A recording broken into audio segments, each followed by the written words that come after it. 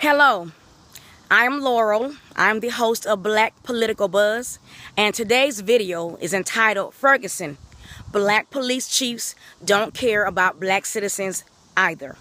Again, today's vlog is entitled Ferguson, Black Police Chiefs Don't Care About Black Citizens Either.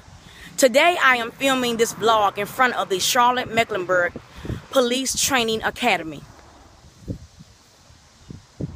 Once again, today I am filming this vlog in front of the Charlotte-Mecklenburg Police Training Academy.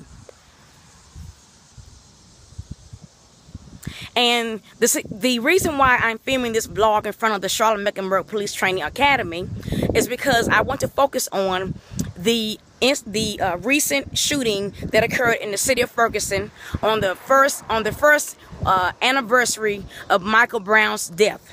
And also the murder trial that's currently taking place in the city of Charlotte in North Carolina regarding a white officer by the name of Randall West Kerrick, who shot and killed a young black unarmed man by the name of Johnathan Ferrell in 2013. And also because the city of Ferguson now has an interim black police chief by the name of Andre Anderson. Once again, the city of Ferguson in St. Louis, Missouri, they have hired an interim black police chief by the name of Andre Anderson, and this is the city of Ferguson's first black police chief. The city of Charlotte, North Carolina, hired their first black police chief, RODNEY MONROE, more than 10 years ago. Chief RODNEY MONROE stepped down recently, and the city of Charlotte hired another black police chief. His name is KERRY PUTNEY. KERRY PUTNEY. Okay, so let's revisit some incidents here regarding the police and the black community. Now, before I proceed, I want to make it clear. That I am not filming this video to bash police officers. I am not bashing cops. I do believe that the majority of all police officers that are hired with good intentions in their heart to serve the community, to serve all the citizens in the community, and to do a good job at doing so. So I am not bashing cops. I'm not bashing the role of police officers and the role that they play in our communities. We need police officers. We need cops. However, I am going to focus on police officers that join the force for the wrong reasons. There are some police officers or some individuals who join their police force, the local police force in their city or their state or their town, county, for the wrong reason. The majority of human beings who apply for a job as a police officer do so to serve the community with a good heart. But the majority, but there are a few bad apples, and those few bad apples have racism in their heart, racism and hatred in their hearts, and they use their badge and their uniform to legally shoot down young unarmed black men or to mistreat young black women. And they do it with that badge. They hide behind that badge and that uniform and their police union. That's just a few bad apples. That is not indicative of every cop or every police officer that serves our communities in this nation. I wanted to make that clear before I proceed. Now, a year ago, Michael Brown, a young black unarmed teen, he was not a man, he was a teenager, was shot and killed, shot down like an animal and killed by a racist white cop named Darren Wilson. Darren Wilson was an adult in his 20s. He claimed that Michael Brown charged at him and tried to do him harm. Michael Brown was unarmed. Darren Wilson shot at Michael Brown and killed him. Shot him 8 times. He was shot 8 times. 8 times. Count them. 8. In 2013, in the city of Charlotte, North Carolina, Officer Randall West Kerrick, also a white police officer, shot and killed Johnathan Ferrell. Johnathan Ferrell was a young, unarmed black college student. Young, black, unarmed college student. Officer Randall West Kerrick claimed that Johnathan Ferrell was trying to do him harm. So he shot Johnathan Ferrell 10 times. Count them, 10 times. This past weekend, in the state of Texas, in the city of Arlington, in the state of Texas, there was another young black unarmed male college student who was shot and killed by a white officer. His name was Christian Taylor. Christian Taylor, the white officer claimed that Christian Taylor, an unarmed young black male college student, was trying to break into a car dealership. So he shot him multiple times, fatally wounding him. There's a pattern here. Now, the city of Charlotte has a black police chief. They had a black police chief in place when Johnathan Ferrell was shot and killed. RODNEY MONROE, who stepped down last month. Now we have another black police chief in place. KERRY PUTNEY is his name. Mr. KERRY, Chief KERRY PUTNEY. I don't know what the race is of the police chief in the city of Arlington, Texas.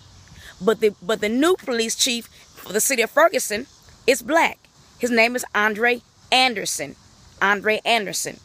Now you would think that because these cities are hiring black police chiefs, that will make a difference. That will curb the discrimination and the racism that some human beings who apply for jobs as cops, you would think that hiring a black police chief would curb some of that racism and discrimination, and that it would help to mend and just create a sense of unity in the community between black citizens and the police. That is not the case. Just because a city hires a black police chief, it does not mean that that black police chief is going to protect those black citizens. For example, this past weekend in the city of Ferguson, to commemorate the 1-year anniversary of Michael Brown's death, there was a peaceful protest. During that peaceful protest, there were some idiots who began shooting into the crowd of protesters. When interim police chief of Ferguson, Andre Anderson, arrived at the scene, who did he check on first? Who did he check on first to see if they were all right? Some white citizens, some white women, white citizens. He wasn't really concerned about those black protesters. When Chief RODNEY MONROE and the city of the previous police chief for the city of Charlotte was in office, before he stepped down and resigned, he did not look after the black citizens in this city for the most part. He did not. For the most part, he catered to and looked after white citizens. He made sure that white citizens, by and large, were safe in their communities and secure in their communities. And he solved crimes in those communities quickly. But the black communities and the Latino communities were left basically unguarded. So all because a city hires a black police chief, that's not going to solve the issue. That's not the panacea or the panacea. That's not the be-all, the cure-all for stopping this racism that's occurring between the police and the black community. There needs to be officers who are being trained, who are well trained, who are, first of all, recruited properly, give them psychological tests to see if they're racist, and then train them to stop using deadly force just drop of a hat. Why is it need to use deadly force so rapidly?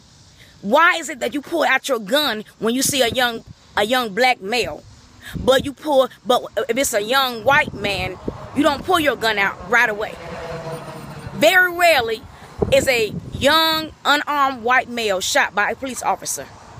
Very rarely. It happens, but very rarely. But almost every day, or at least once a week, we hear in the news about a young unarmed black male who was shot by an officer. That needs to be a part of the training of new police recruits. When they're training those police recruits how to use deadly force, put a black mannequin there and a white mannequin there. And root out those officers who draw their guns quickly at the appearance of a black mannequin. The police departments in this country need to look carefully at how they're training our recruits and how they're recruiting new police officers, how they're training them. And don't think that because you hire a black police chief, that's going to solve the problem. That's not the cure-all or the be-all. Because in most cases, those black police chiefs only care about their paychecks. They don't care about the black citizens. In most cases, they only care about their paycheck. And they'll kowtow to whomever they need to keep that job and keep their paycheck and keep their money flowing. We need to create a sense of unity and community and partnership between the black community and the police department. We need to get back to community policing. Community policing. Caring about the citizens and for which you serve. Caring about the officers. Caring about one another. Human beings caring about one another.